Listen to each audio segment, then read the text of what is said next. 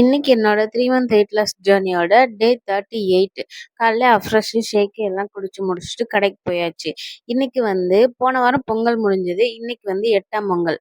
ஊருக்கு அவுட்டர்ல இருக்கிற அந்த பெரிய சாமியை கும்பிடுறோமோ இல்லையோ, ஆனா இந்த கடைக்கு எதிர்த்தாப்புல இருக்கிற இந்த சாமியை கும்பிடாம இருக்கக்கூடாது. ஸோ பொங்கல் அன்னைக்கு மாலை வாங்கி போட்டிருந்தோம் அப்படின்னா நிறைய மாலையில நம்ம மாலை சாமி கழுத்துல கிடக்குதா கிடக்கலன்னு கூட தெரியாது. ஏன்னா சாமிக்கு கம்மியாக தான் மாலை போடுவாங்க. நிறைய பேர் மாலை வாங்கி போட்டால் அந்த மாலையை ஓரமாக எடுத்து வச்சிருவாங்க. ஸோ இன்னைக்கு 8ஆம் பொங்கல் எல்லாரும் மாலை வாங்கிலாம் போட போட மாட்டாங்க. இன்னைக்கு நம்ம போடலான்னு காலையிலே போய் சங்கரன் கோயில்ல மாலை வாங்கிட்டு வந்தாச்சு. இதுல ஒரு ட்விஸ்ட் என்னன்னா, நான் பூ கேட்கவே இல்லை.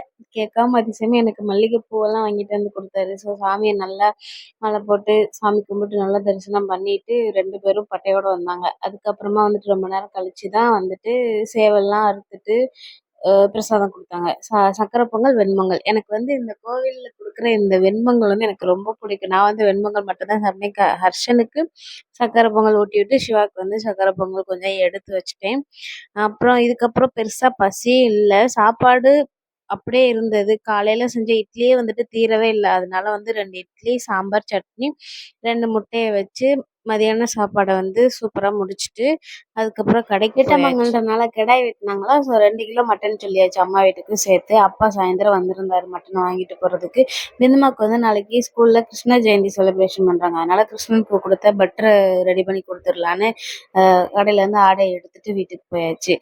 இன்னைக்கு 8ஆம் பொங்கல்ன்றனால வில்லு பாட்டு வச்சிருந்தாங்க, வில்லு கச்சேரி. நானும் போய் கொஞ்ச நேரம் மட்டும் பார்த்துட்டு வீட்டுக்கு வந்துட்டேன். நிறைய கூட்டம், நல்லா உட்காந்து ரொம்ப நேரம் பார்த்துருந்துருப்பாங்க போல ஊர் மக்கள்லாம்.